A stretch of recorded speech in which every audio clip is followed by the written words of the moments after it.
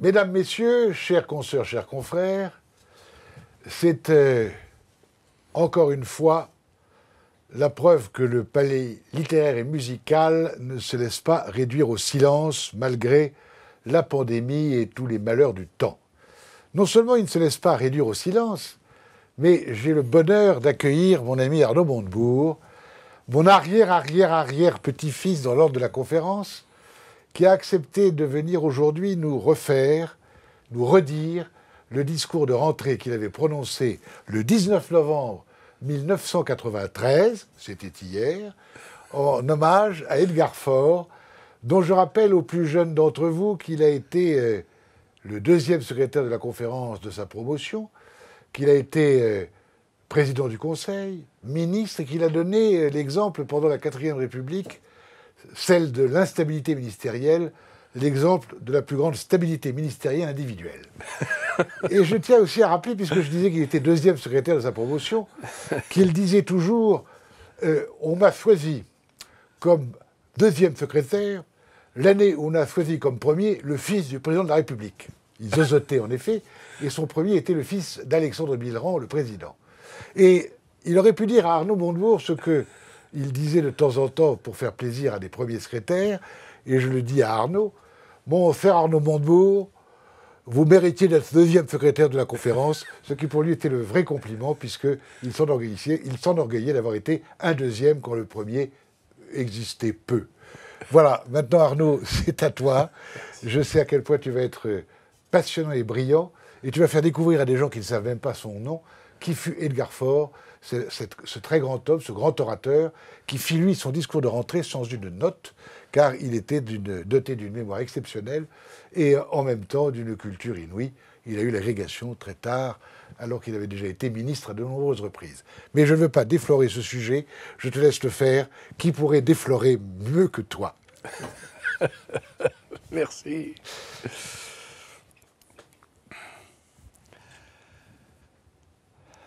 Imaginez Edgar Faure, 38 ans.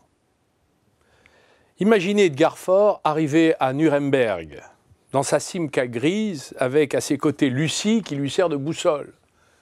Nuremberg, 1946, un grand cimetière sous la lune, une ville arasée, il ne reste qu'un château de pierre noire, un burg, fortifié, dressé, seul. L'impression de toc d'un décor de cinéma fabriqué pour une scène de Nosferatu. Edgar Faure participe alors à la gigantesque démonstration publique, tragique, à voix haute et pédagogique. Le général de Gaulle a signé son décret de nomination quelques semaines plus tôt. Edgar Faure est le deuxième accusateur français, monsieur le procureur général adjoint. Des heures d'interrogatoire et de réquisitoire pour le jeune avocat procureur contre l'état d'antidroit. Tous les outils de la civilisation mis scientifiquement au service de la barbarie sont démontés, exhibés, pièce par pièce. Joachim von Ribbentrop, chef de la diplomatie hitlérienne, grand Prussien aux doigts de pianiste, se tient assis, hébété entre Hess et Göring, le casque de traduction simultanée sur les oreilles. Edgar Faure est debout de l'autre côté de la salle d'audience à 30 mètres. Le ministre des Affaires étrangères de Hitler se dérobe, recule, renie son engagement. Edgar Faure ne laisse pas un millimètre aux nazis dans son contre-interrogatoire.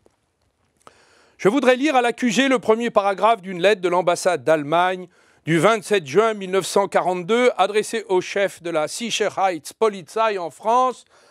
Le Hauptsturmführer Dannecker m'a indiqué qu'il avait besoin au plus tôt de 50 000 juifs de la zone libre pour être déportés vers l'Est et qu'il convenait de soutenir l'action de Darquier de Pellepoix, commissaire général aux questions juives. Est-ce que vous avez été au courant de cette démarche pour obtenir la remise de 50 000 juifs? Von Ribbentrop. Non, je ne l'étais pas. Il croit avoir paré le coup, mais il est dans le piège. Question d'Edgar Faure. Si vos collaborateurs faisaient des démarches de ce genre sans vous tenir informé, est-ce que ce n'est pas parce qu'ils considéraient qu'ils agissaient dans le sens de vos instructions générales? Von Ribbentrop nie encore. Non, je n'ai rien su au sujet de cette mesure à prendre contre 50 000 juifs. Le nazi se met la corde au cou sans même s'en rendre compte.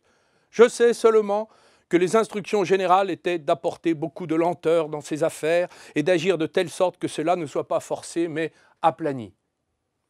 Aplani, M. von Ribbentrop. Lucie, épouse Faure, était née Lucie Meyer. Une grande partie de sa famille n'était pas revenue des camps. Je voudrais seulement que tous les manipulateurs de la vérité historique, toute la vermine négationniste, sachent que les mots prononcés par Edgar Faure à Nuremberg ont trouvé leur force dans les crimes que ceux-ci cherchent aujourd'hui à faire disparaître. Monsieur le ministre, mesdames et messieurs les hauts magistrats, monsieur le bâtonnier, Edgar Faure a-t-il besoin d'être défendu? Peut-être, parce que tout homme, même original, prend dans l'échelle historique des valeurs, des utilités et des forces une taille qui ridiculise ses actes et son œuvre. 1908-1988. Qu'en reste-t-il? Peut-être rien. Edgar Faure est comme ceux dont les manuels d'histoire ne savent pas quoi faire. Son nom doit y figurer, mais on ne sait pas trop où. Le voici aujourd'hui soumis au châtiment de l'inconfort, dans l'inconfort de l'histoire, où il n'est ni approuvé ni condamné.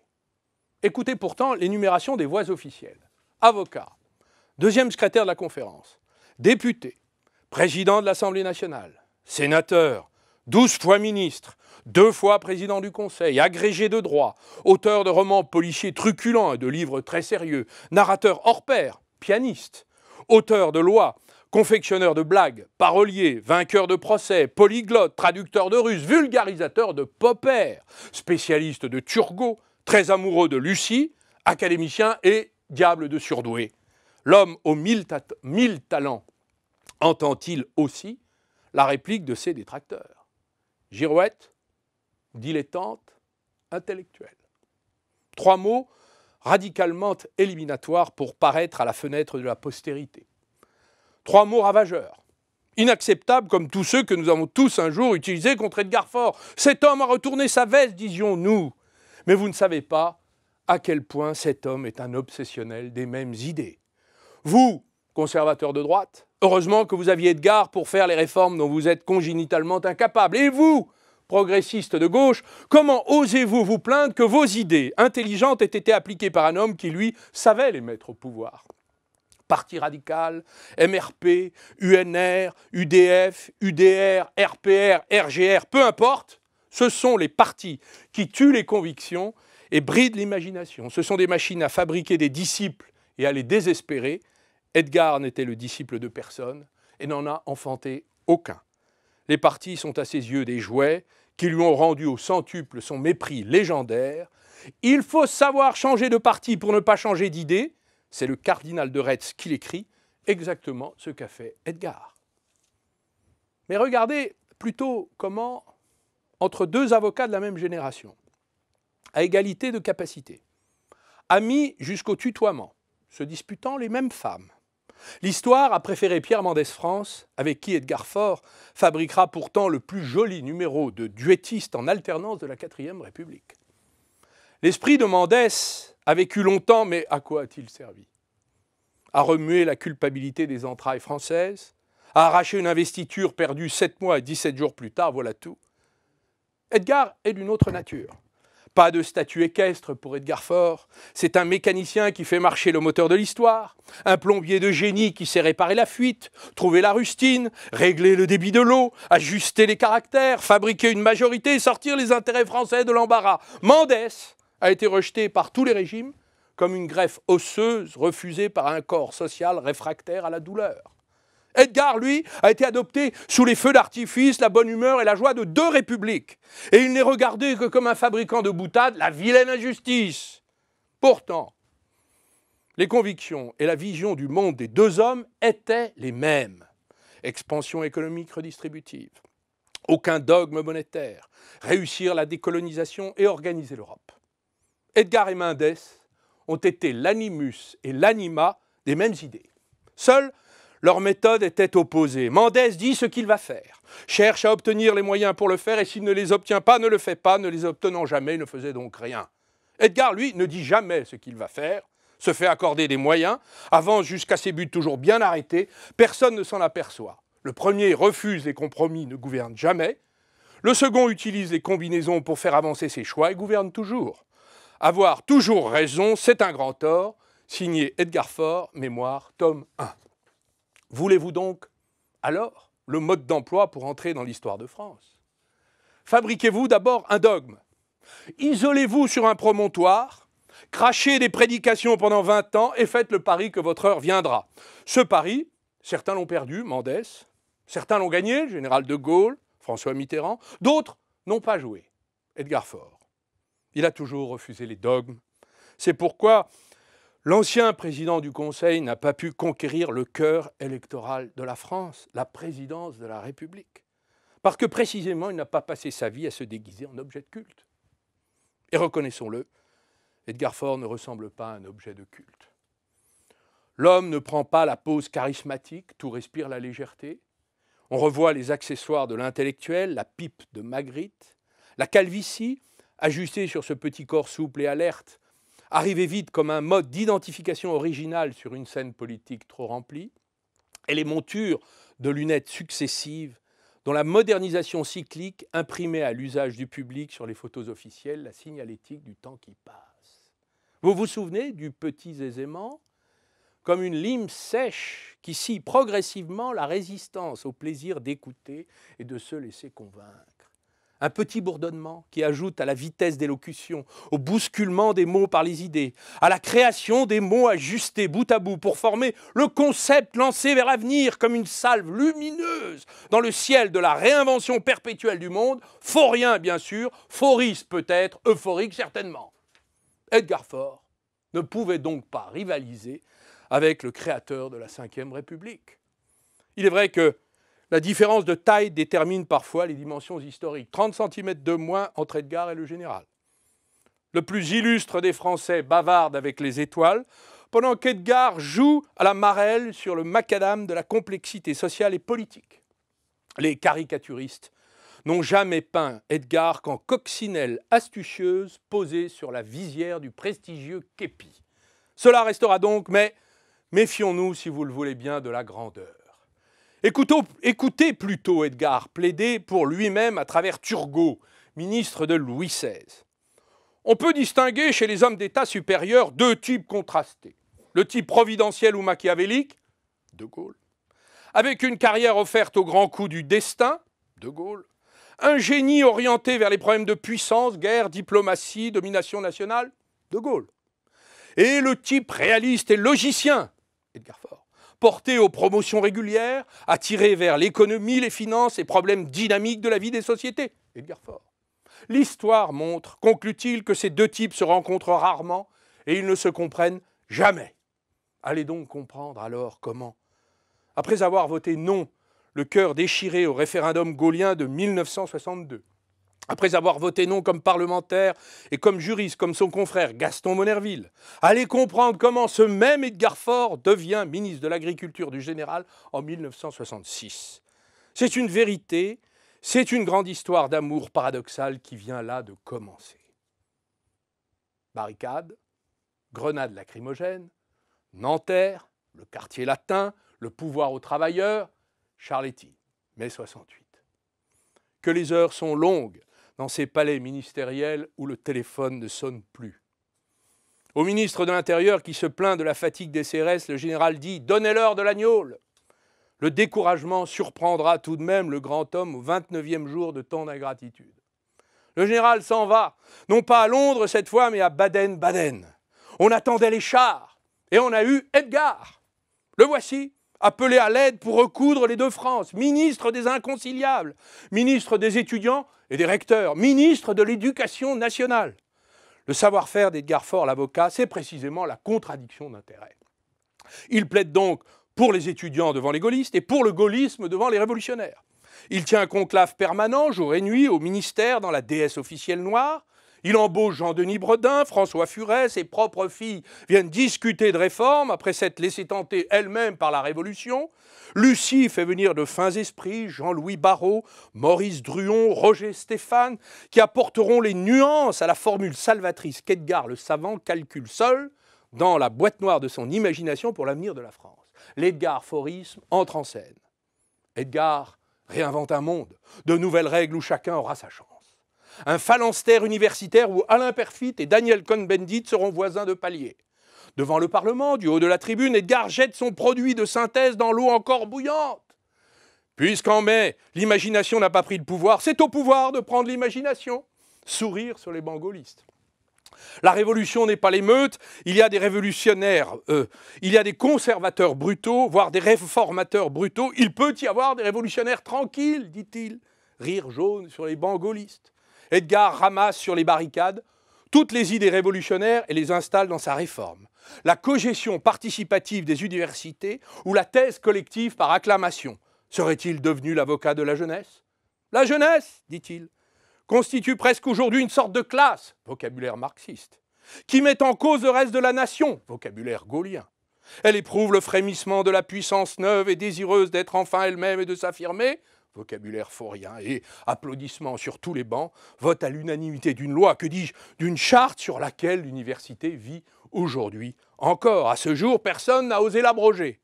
Produit chimique inaltérable, preuve de l'intelligence sociale de son auteur, Edgar a alors 60 ans, il est au sommet de son art, il parle mieux de la jeunesse que la jeunesse n'a su peut-être elle-même exprimer son propre malaise.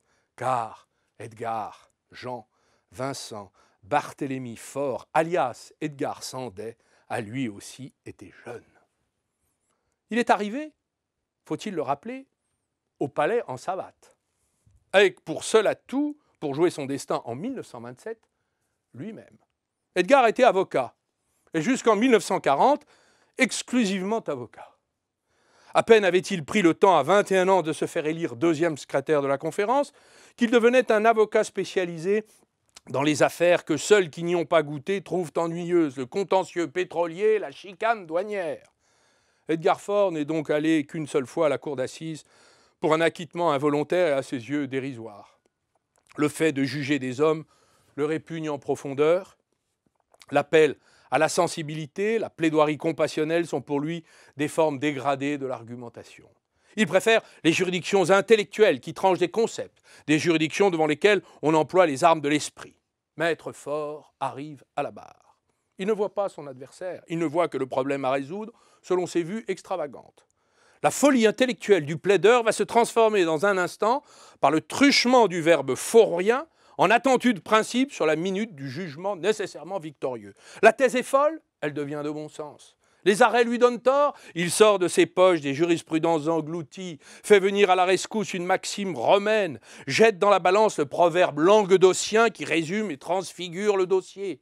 Les textes s'opposent à lui, peu importe, les dossiers subissent les coups d'accordéon de la transformation intellectuelle de l'a contrarion en a fortiori, cet homme est un prestidigitateur de la conviction. Le président regarde l'énorme dossier aux 1000 cotes posé devant maître Edgar Faure. « Pardon, maître, vous pensez plaider combien de temps ?»« Je ne sais pas, monsieur le président, comment saurais-je ? 3 heures ou 3 minutes, le mieux sera sans doute que je plaide 3 heures en 3 minutes. » Et il plaide. Pas d'éloquence, aucun effet, il est l'éloquence. Rien n'est visible, tout est efficace. Son esprit de géométrie construit, trace des schèmes.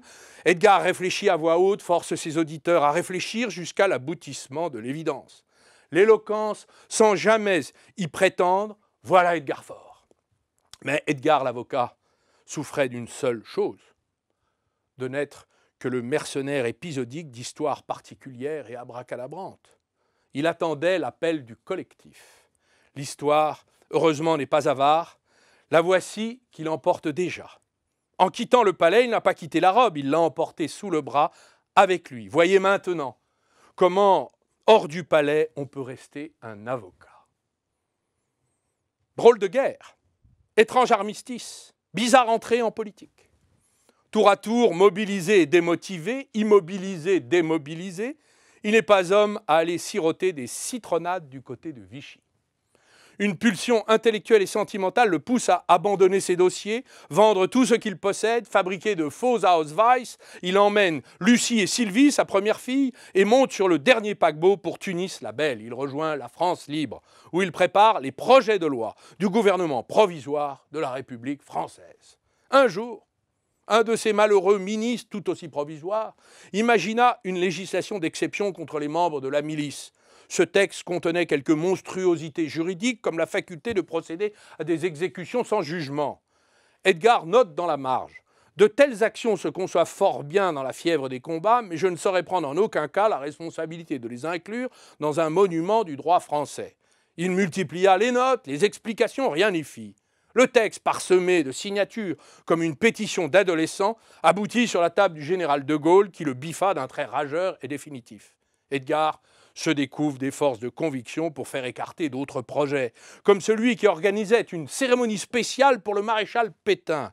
Il était prévu dans une loi de le dégrader place de l'Étoile sur le front des troupes, après quoi son bâton de maréchal serait solennellement cassé. Edgar note dans la marge: on pourrait le lui casser sur la tête. Cette réflexion suffit à classer l'affaire.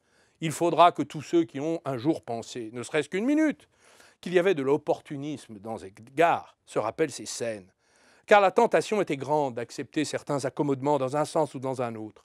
Edgar s'est engagé jusqu'au bout avec sérieux, avec humour, comme toujours. En 1946, il téléphone à un de ses amis.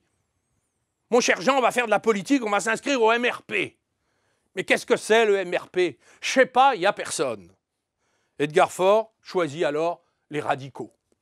Le voici dans le Jura tabulaire, Lons-le-Saunier, 1 minute d'arrêt, à parler de tout, du tout à l'égout jusqu'à l'ONU.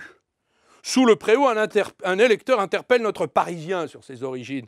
« Je suis franc-comtois de naissance, jette-t-il depuis tout à l'heure. » Il est élu, réélu, encore élu, météore ascensionnel de la 4e République. Le voici secrétaire d'État, ministrable, ministre et président du Conseil. Cher président, vous voici enfin appartenir au club. Le club des chevaux habitués du manège, tous membres du même tourniquet, qui n'en font plus qu'un devant l'opinion, tous coadjuteurs de la même charge, tous co-titulaires de la même gestion sans distinction de leurs apports, le club des anciens présidents du Conseil. 1952, première investiture pour 40 jours avec 40 ministres, que la presse appelle ses 40 voleurs. 1955, deuxième investiture pour 14 mois d'expansion dans la stabilité, d'impasse budgétaire maîtrisée et d'initiatives multiples de débudgétisation. Les formules économiques du président Faure font manger les Français à leur faim. Mais l'histoire aura-t-elle enfin quelque chose d'Edgar Faurien à se mettre sous la dent ? Combien d'atrocités faut-il donc pour y entrer par la grande porte ? Guerre d'Indochine, guerre d'Algérie, guerre du Maroc.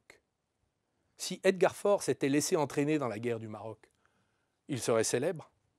Il a su l'éviter. 1953, la France dépose et exile Mohamed V, le sultan du royaume.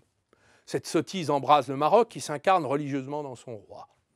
Tous à Paris se persuadent que son retour signifie la perte inéluctable du protectorat. C'est l'imbroglio, un fil suspendu entre Paris et Casablanca sur lequel le président du Conseil va marcher seul, à pas de funambule, pendant 12 mois, emportant le gouvernement dans ses bras comme une portée de chiots remuant et irresponsable, empêchant de conserver son équilibre, risquant à chaque instant, à chaque mètre gagné, de chuter dans la mer. Il y mettra tout son talent oratoire, sa conviction, sa prescience, son courage. Edgar Faure sait ce qu'il veut et où il va, mais il ne dit rien. Il veut faire faire à la 4e République le travail de décolonisation. Comme Turgot voulait faire faire la Révolution française à Louis XVI, pour éviter que celle-ci ne le renversât. Comme Turgot qui s'adressait au monarque, il aurait pu dire « Savoir offrir la liberté comme un don, au lieu de se laisser arracher par la force l'empire qu'on ne pourra plus garder. » Mais que peut faire Edgar Faure pris dans la tenaille ? D'un côté, la propagation des ondes insurrectionnelles marocaines, de l'autre, la majorité de son propre gouvernement, sous l'influence des voix corruptrices des ultras de la présence française au Maroc. Ses propres ministres lui crient « Le retour du sultan, vous n'y pensez pas, les électeurs de la Côte d'Or ne l'accepteraient pas !» Edgar les convoquait pour des brainstorming conciliateurs. Mais, dit-il, il y avait plus de storming que de brain. À la Chambre, on brandissait des poignards. Edgar essuyait des salves d'interpellation, 17 en une nuit, 14 en 8 heures. Sur le Maroc, Edgar risquait son fauteuil, que ses propres ministres convoitaient déjà. Il réussit à les retourner un à un. Il s'est servi de ses 2 meilleures armes, la conviction et le courage. Mon point de force, explique-t-il, c'était tout simplement le point de faiblesse de mes adversaires. Leur position était affectée par une faille logique. Il convenait donc de procéder selon la méthode des avocats américains spécialistes de la cross-examination. en progressant du plus sûr vers le moins sûr, par une série de oui et de non, les amenant ainsi jusqu'au point où il sera obligé soit d'accepter mon point de vue, soit de contredire le leur. Mais le tohu-bohu l'emporte. Sa majorité plus coloniale que jamais va l'abandonner dans l'hémorragie des votes. On veut l'empêcher de parler à la Chambre. Edgar Faure ne doit pas monter à la tribune, Edgar Faure est un traître, mugit la haine sotte, attisée par la presse mensongère. Les députés s'arrachent la parole. L'un brandissant un dossier comme le couteau du sacrificateur, l'autre accusant pêle-mêle Le Figaro, l'Observateur, la firme Coca-Cola, l'ambassadeur de l'Inde, le pandit Nehru, un journaliste considéré comme l'inspirateur de la conférence de Bandung, qui aurait été en relation secrète avec le président du Conseil. Edgar Faure monte à la tribune. J'ai connu le doute, souvent l'angoisse. Quelle était aisée la tentation d'attendre. J'ai été attaqué, semble-t-il, calomnié assez méchamment. On m'a proposé en dernier lieu la tentation de la lâcheté. Je l'ai rejetée avec dégoût. Je voudrais qu'aucun de vous ne puisse penser qu'il a pris sa décision d'après une connaissance incomplète de ce qui est mon opinion et ma conviction. Dans ce discours de conviction et de courage, il lance la formule alors adoptée par le gouvernement. L'indépendance dans l'interdépendance. Sinon, vous n'aurez que le sang et les ruines. Le gouvernement est sauvé. Pour une fois, c'est le discours qui a fait les votes. Edgar, l'avocat, a fait prévaloir le verbe sur l'intrigue. J'ai cru, c'est pourquoi j'ai parlé. Voilà celui dont on voudrait faire une girouette, un dilettante, un intellectuel au songe creux, que ceux qui le pensent encore quittent immédiatement leur salle. Ainsi, grâce à Edgar, Mohamed V remonte sur le trône. À cause de Mohamed V, Edgar perdra son fauteuil.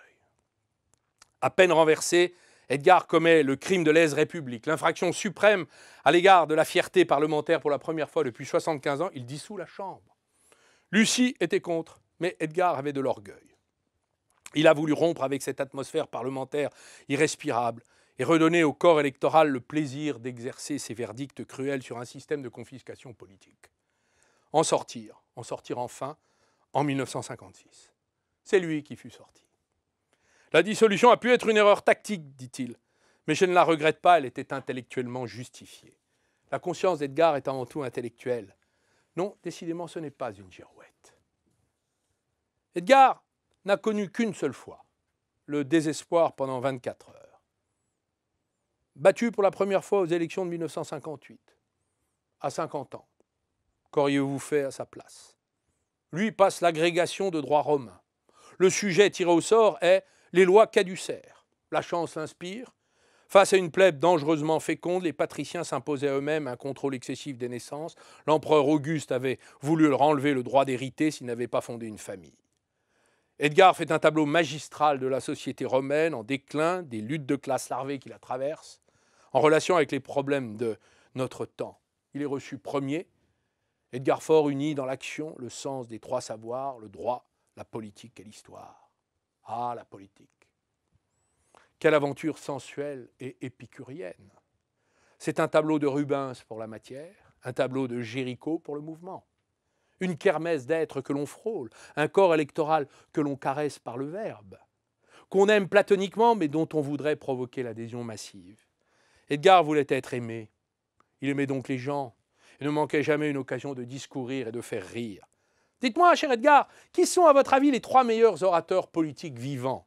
Un instant d'hésitation. Je cherche les 2 autres. Et voici que, curieusement, Edgar commence ses repas par le café. On l'interroge. Lucie me mettant en régime, je fais croire à mon estomac que le repas est fini avant même qu'il n'ait commencé. Ah, Lucie, la femme sans laquelle il n'aurait jamais pu fréquenter toutes les autres. Grande, blonde, racée, un menton, du caractère. Sans Lucie, pas d'Edgar. Le yin associé au yang, une union vitale et mystérieuse de plus de 50 ans. Elle est le petit penchant à gauche d'Edgar quand il tombe un peu trop à droite. Elle est le versant littéraire de la montagne d'érudition scientifique d'Edgar. Lucie cultive l'art de l'ouverture de l'esprit de son mari. Quel est l'homme politique français qui, à ce point, a affiché publiquement la codécision politique conjugale? La discussion est permanente et agitée dans le couple. Elle lui ouvre régulièrement les colonnes de sa revue, La Nef, alter ego, alter d'un ego gargantuesque. Elle, brillante, méprisante et hautaine, à proportion de ce qu'il était incapable de mépris profond pour autrui, et de s'éloigner des hommes qui, selon le donjuanisme d'Edgar, avaient vocation à devenir tous, un à un, sans exception, soit des amis, soit des électeurs. Edgar a été un grand amoureux. Le voici à Florence, au musée des Offices, des heures durant devant l'Annonciation peinte par Botticelli. Edgar Faure a eu le coup de foudre pour ce tableau qu'il a découvert tard. On voit la main droite de l'ange annonciateur qui, à genoux, approche la Vierge. Celle-ci, sous l'effet imminent de la grâce, accomplit un mouvement de contorsion unique.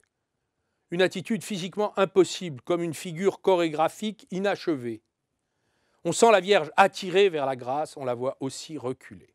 On la voit avancer et se rétracter. On la voit dire oui, on l'entend dire non. Edgar a vu dans cette figure de la Vierge les deux attitudes philosophiques qui semblent avoir influencé toutes les décisions de sa vie. Le rite du refus et l'irrésistibilité de la grâce. Le oui et le non contenus dans le même acte. Incarnation du doute chez l'homme d'action. Explication esthétique de la solitude devant le destin de celui qui l'a accepté comme un hasard, rien de plus, et qui a su rester un homme, un cœur simple. La perte de Lucie a été le drame de la vie d'Edgar Faure. Jean Gallo se souvient lui avoir rendu visite peu après. J'étais venu dire à Edgar que je prenais part à ses chagrins. Dans ce bureau, nous étions seuls tous les deux, il se mit à me parler d'elle, et lentement, je vis les larmes couler sur son visage, tandis que de sa voix enrouée par l'émotion, il poursuivait un long monologue qui me racontait tout l'amour qu'il portait à sa femme. Je lui pris la main, fraternellement, sans rien dire. Il me l'a pris, les yeux brouillés, sans parler, lui non plus. Mais qu'est cet Edgar-là devenu ? Il s'est peu après remarié avec une belle jeune femme de 35 ans, sa cadette. Elle s'appelle Marie-Jeanne, il paraît ne plus pouvoir se passer d'elle. Edgar Faure vient maintenant s'asseoir au piano. Edgar le parolier, le compositeur, chante et scande la chanson philosophique de sa vie, de la vie qu'il a tant aimée et qu'il n'a pas sacrifiée à la stupide postérité. On vit pour un instant qui vibre et qui passe. On vit pour un instant de feu et de glace. On vit pour un instant, et le reste du temps, on attend.